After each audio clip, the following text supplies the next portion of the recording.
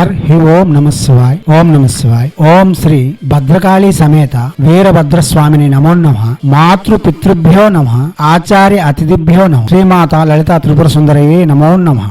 శివశక్తి స్వరూపులారా, మనం శ్రీ బహుళముఖి జయంతిని పురస్కరించుకొని చాలా ప్రసంగాలు, వినియోగాలు, విభాగాలు చెప్పి ఉన్నాం. మంత్ర యంత్ర తంత్రముల గురించి రత్నశ్రీ ఎప్పుడు చెప్పుకుంటూ వస్తుంది. మీ యొక్క సర్వ అవసరముల కొరకు యజ్ఞములు మరియు యంత్రాది విధులు చేసేందుకు రత్నశ్రీ ఎప్పుడు అందుబాటులో ఉంటుంది. దానిని మీరు సద్వినియోగపరచుకోవచ్చు. ఏదైనా పిండి కొద్ది రొట్ల పనిచేస్తూ ఉంటాయి. సమస్య కొద్ది పరిష్కారం కూడా ఎతకవలసి ఉంటుంది. సమస్య పెద్దది, పరిష్కారం చిన్నది అవడం వలన వచ్చే ఫలితం మనకు సంతృప్తిని చేకూర్చినప్పుడు మనం కొంచెం ఎక్కువగా చేసి తగు విధంగా పరిష్కృతం కాగలం. దానిలో భాగంగా కోర్టు వ్యవహారములందు లేక ఇతర సమస్యలందు ఇబ్బందులు రోజు రోజుకి అధికమై మనకు ఎనలేని యాతనలు గురి చేస్తుండేటప్పుడు మనం ఇప్పుడు చెప్పే ప్రయోగం చేసి అతి సునాయాసంగా బయటపడవచ్చు. ఈ ప్రయోగం 3 సార్లు 5 సార్లు చేయండి. వీలు కాకపోయినప్పుడు గురువులను సమీక్షించండి. లేక మా వద్ద యజ్ఞము యంత్రము తీసుకొని దానికి ప్రతిరోజు పసుపుతో పూజిస్తూ ఎటువంటి ఆపదలైనా సరే అతి సునాయాసంగా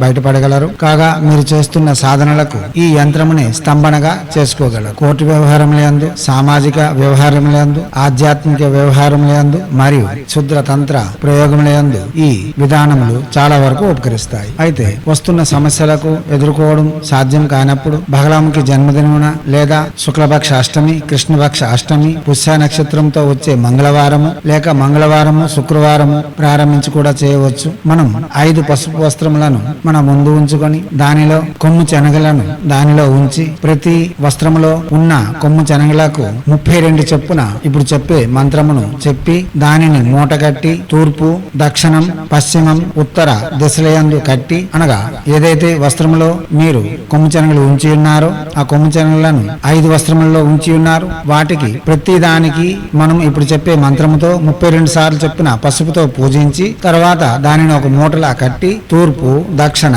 పశ్చిమ, ఉత్తర దిశలయందు ఆ మూటలను గోడకు గాని ద్వారము మీద గాని కట్టి మిగిలిన మూటను మనం పూజిస్తున్న గృహమందు గాని లేదా మనం నిత్యం వ్యవహారం చేసే బీరువాందు గాని ఉంచుకుంటే ఎటువంటి ఆపదల నుండైనా సరే అతి సునాయాసంగా బయటపడవచ్చు. దివ్యాత్మ స్వరూపులారా, ఈ పూజ చేసేటప్పుడు ముందు కులదేవతారాధన, ఇష్టదేవతారాధన పూర్తి చేసుకొని దేవతకు పీఠం అమర్చి ఆ పీఠముపై 5 వస్త్రములు ఉంచి కొమ్ము శనగలు ఉంచి ఈ పూజలో ఉడకబెట్టిన కొమ్ము శనగలను ప్రసాదంగా నివేదన చేస్తే చాలా విశేషమైన ఫలితములు ఇవ్వగలదు. కాగా ఆ ప్రసాదము మన వారికి మాత్రమే పంచిపెట్టడం వలన ఎటువంటి పర దోషములు లోనికి రాకుండా కాచి కాపాడగలదు. ఇప్పుడు మంత్రము ఓం హ్రీం స్తంభయ నమః.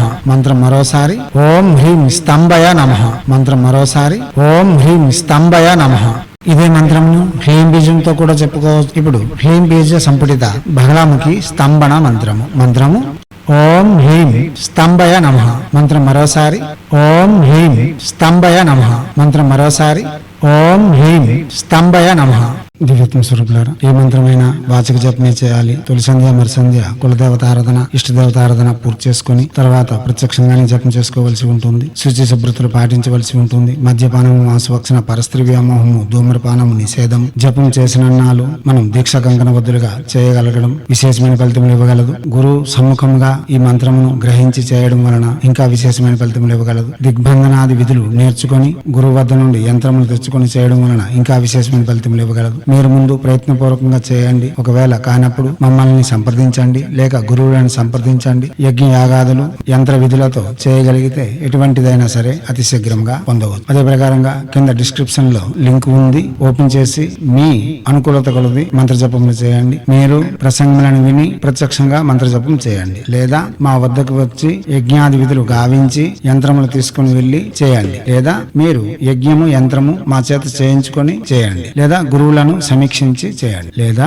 మంత్ర విధులను సున్నంగా నేర్చుకొని పట్టికలా అమర్చుకొని ప్రత్యక్షంగానే జపం చేయండి. చేస్తే ఫలితం పొంది ఎనలేని ఆనందములతో ఐశ్వర్యయుక్తమైన, భోగయుక్తమైన, ఆనందకరమైన సమాజంలో గౌరవప్రదమైన జీవితం గడపాలని హైందవ సనాతన ధర్మ ఋషులు మనకు అందించిన విద్యలు వినియోగించుకొని భారతీయ సంస్కృతి సాంప్రదాయాలు కాపాడుతూ మన ఆచారాలలోను పర్వదినాలలోను దాగి ఉన్న మర్మ రహస్యాలను, విజ్ఞానమును ప్రపంచానికి వెలుగెత్తి చాటేందుకు మీ వంతుగా కృషి చేయాలని కోరుతూ ఎప్పుడూ మీ సేవ रत्नश्री हिंदू सेवा समाज आचार्य भीम सिंह रखमत और अपनिकलानंद सागर महाराज।